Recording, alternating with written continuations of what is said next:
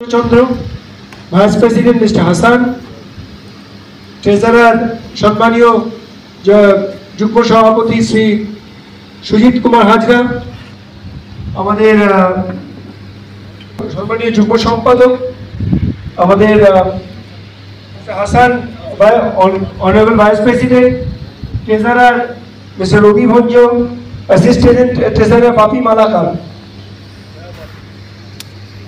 বাপি,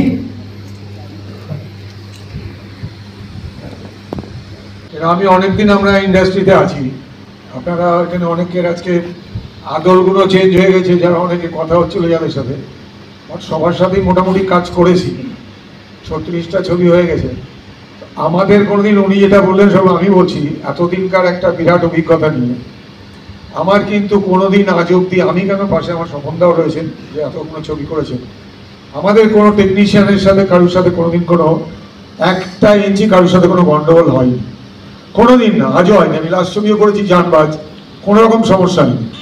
এটা যেটা আমার যেটা মনে হচ্ছে, যেটা সর্ববাবু বললেন একদম ঠিক, যে এটা প্রোপাগান্ডা করা হচ্ছে এবং এটা অহেতুক একটা বিতর্কের সৃষ্টি করা হচ্ছে। যদি কোনো রকম কিছু হয়, কোনো রকম সমস্যা হয় আমাদের নিজেদের মধ্যে, কারণ এটা আমার মনে হয় টেকনিশিয়ানদের সাথে প্রডিউসার ডিরেক্টরদের সম্পর্ক ভাই বোনের, কাকা ছেলের বাবা ছেলের এরকমও লোক ছিল আমাদের সময়কাল, এখনো আছে, বোনের মতো সম্পর্ক। কাজেই সর্ববাবু যেটা বলেন একদম আমি একমত। এটা একটা প্রোপাগান্ডা করার জন্য কিছু লোকের একটা এরকম স্বভাব থাকে, যেটা আমাদের, আমি empire eastern India motion pictures অ্যাসোসিয়েশনের আমি প্রডিউসার মেম্বার, সেখানেও আমাদের এরকম লোক হয়েছে আছে, এই কেস কামারির গন্ডগোল কনস্ট্যান্ট কেস করে যায়। তো যাই হোক, তো স্বরূপবাবু যেটা বললেন একদম ঠিক, কিন্তু আমার মনে হয় না যে কোনো রকম কিছু যেটা স্বরূপবাবু বলছেন কারুর সাথে কোনো গন্ডগোল কারণই হয়নি আজ অব্দি, হওয়া উচিত না। প্রত্যেকে সুন্দরভাবে ভালোভাবে সবার সাথে সবাই কাজ করছে, ভালো সম্পর্ক, এইটাই জানি আমরা এতদিন ধরে, এটাই জেনে এসেছি। স্বপনদা রয়েছে আমার পাশে, আমরা প্রত্যেকে কাজ করেছি, মিলেমিশে কাজ করেছি, ভাই বোনের মতো, দাদা ভাইয়ের সম্পর্কে বন্ধুর মতন, কোনোদিন কোনো সমস্যা কারোর কোনোদিন হয়নি।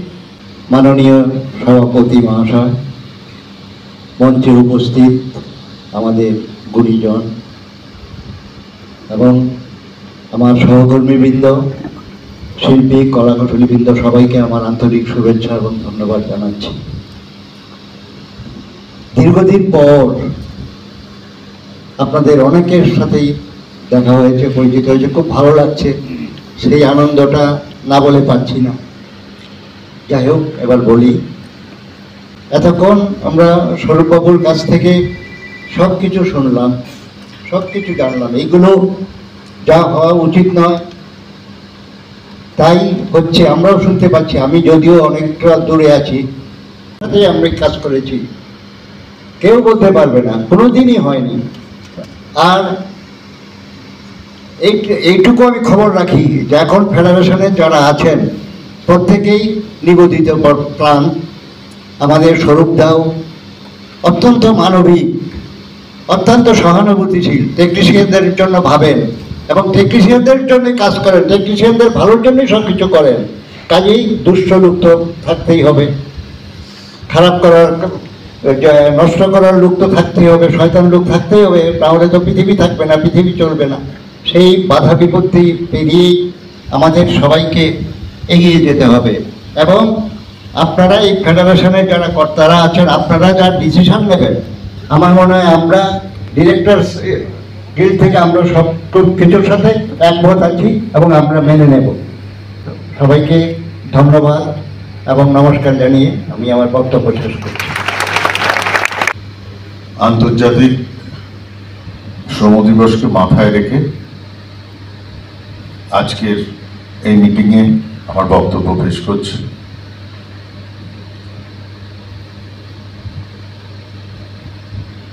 বাংলা চলচ্চিত্রের ইতিহাস বহু পুরনো, বলা যেতে পারে প্রায় ভারতবর্ষের চলচ্চিত্রের ইতিহাসের সমসাময়িক।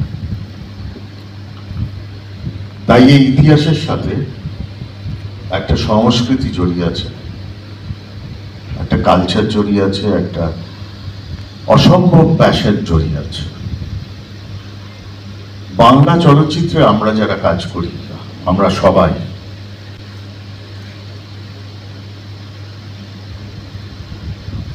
আমরা যে দক্ষতার সাথে কাজ করি, যে পরিমাণে কাজ করি, সেই একই কাজ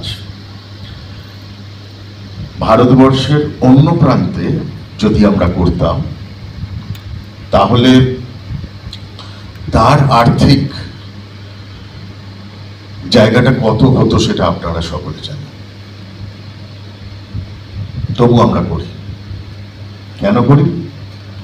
কারণ বাংলার প্রতি ভালোবাসা, বাংলা চলচ্চিত্রের প্রতি ভালোবাসা। এবং আমি এটা বারবার বলি যে চলচ্চিত্র নির্মাণের ক্ষেত্রে একজন পরিচালক, তার কাঁধে অনেক দায়িত্ব, কারণ সে সমগ্র ইউনিটকে একসাথে করে নিয়ে কাজ করে, তাকে করতে হয়। শুধু অ্যাকশন কাট বললে ডিরেক্টর হওয়া যায় না।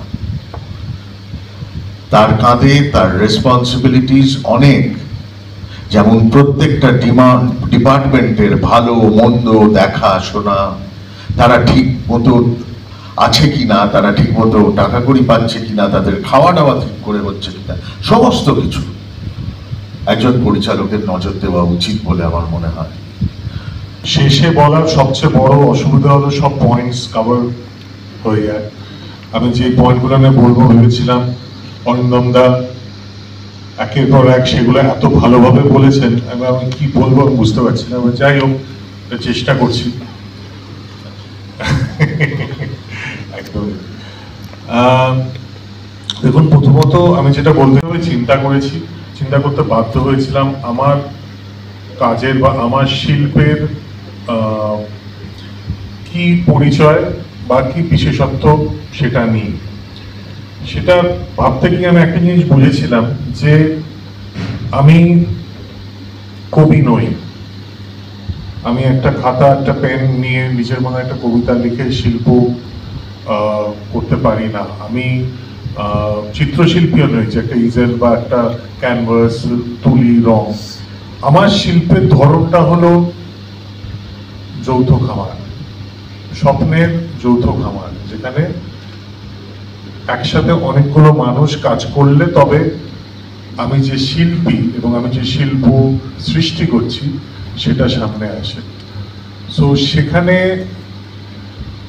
আমার একার অস্তিত্ব থেকে অনেক বেশি জরুরি এই যৌথ অস্তিত্ব, এবং এই যৌথ অস্তিত্বের জায়গা থেকেই কিন্তু the spirit of cooperation, the spirit of camaraderie, এই জিনিসগুলো আসে এবং সেখান থেকে আসে ফেডারেশন। এবার পরিচালক হিসেবে আমি যথেষ্ট প্রিভিলেজ পাই। অ্যাকচুয়ালি সেটার কারণ যদি এটা হয় যে যে কোনো শিল্পের চিন্তাটা মনস্তাত্ত্বিকভাবে বা মানসিকভাবে আমার মস্তিষ্ক প্রসূত, সেই জায়গা থেকে পাই এবং সেটা যথেষ্ট, এটা হয়তো একটু বেশি ইনফ্যাক্ট। কিন্তু শুধু মস্তিষ্ক প্রসূত মেধা দিয়ে সিনেমা নামক শিল্প হয় না, তাতে কায়িক শ্রম লাগে, তাতে অন্য মানুষেরও মেধা এবং মস্তিষ্ক প্রসূত অনেক অবদান লাগে। তো সেই জায়গায় দাঁড়িয়ে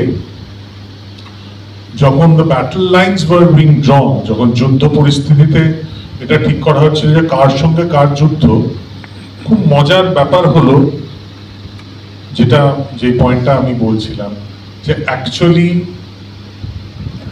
এটা তো আমাদের যুদ্ধ নয়, এটা তো পরিচালকদের যুদ্ধ নয়। এই কারণে, কারণ প্রথম কথা পরিচালকও একজন কলাকুশলী, প্রথম এবং সবচেয়ে ইম্পর্টেন্ট কথা যেটা, এবং পরিচালক একজন কলাকুশলী এবং সেই কলাকুশলীদের যে ইন্টারেস্ট, সেই ইন্টারেস্টের মধ্যে পরিচালকের ইন্টারেস্টও জড়িত। পরিচালক হঠাৎ মানে মহাভারতের যুদ্ধে এরকম হয়েছিল যে একটা স্পেসিফিক অস্ত্র ছিল, সেই অস্ত্রটা ছোড়ার ফলে একটা দলের লোকজন ঘুরে গিয়ে নিজেদের দলের লোকের ওপরই অস্ত্র নিক্ষেপ করতে থাকে, সেম সাইড, যেটাকে ফুটবলে। এই ব্যাপারটায় अगेन ইম্পার সঙ্গে ফেডারেশনে এমওইউটা চলে আসে এবং এই এমওইউই অ্যাকচুয়ালি প্রমাণ করে দেয় যে যুদ্ধটা কাদের মধ্যে বা বোঝাপড়াটা কাদের হওয়া দরকার। স্বার্থের ঘাত প্রতিঘাতটা অ্যাকচুয়ালি কোন দুই দলের মধ্যে, এবং এখানে ফেডারেশনের মধ্যে যে কলাকুশলী, সেই কলাকুশলীর মধ্যে পরিচালকরাও আছে। 20 ঘন্টা যখন শুটিং হয় পরিচালকদেরও করতে হয়, তারা 10 ঘন্টা পর চলে যায় না বাড়ি। সো এই কলাকুশলীদের স্বার্থ, তার সঙ্গে একটা আর্থিক কনস্ট্রেন্ট একটা ছবি করা। শিবাশিসদা এখানে আছে, অস্ত্রের নামটা কি ত্রাষ্ট্র? আমার খালি মাথায় ত্রাষ্ট্র না, হ্যাঁ ত্রাষ্ট্র বলে অস্ত্রটা ছিল মহাভারতে, যাই হোক। সো এই ত্রাষ্ট্র গোছের অস্ত্রের দ্বারা এই হঠাৎ যাদের একসাথে লড়াই করার কথা তার ঘুরে গিয়ে নিজেদের মধ্যে লড়াই করছে, এটা খুবই স্যাড। এটা যেটা স্বপনদা বললেন, যেটা অনুপদা বলে গেছেন, আমাদের যে লেগেসি, আমাদের যে একসঙ্গে কাজ করার যে ঐতিহ্য, সেটার পক্ষে সেটা খুবই খারাপ। এবং আমার মনে হয় যে অ্যাকচুয়ালি যাদের মধ্যে ঘাত প্রতিঘাত, তাদের সামনাসামনি বসা উচিত, কুরুক্ষেত্রের যুদ্ধে নয়।